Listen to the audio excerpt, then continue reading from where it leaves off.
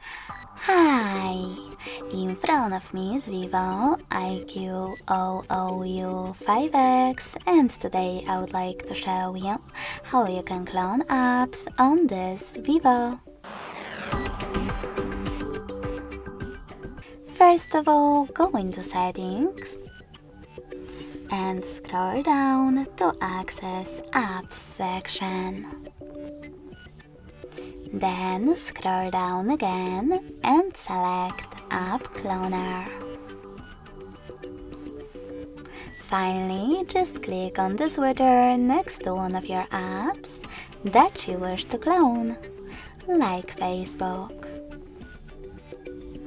Now, after a couple of seconds, as you can see, my Facebook app was successfully cloned. If you wish to delete your clone, you can always access the same settings and tap on No Blue switcher next to your app. Lastly, confirm your choice in Delete pop-up.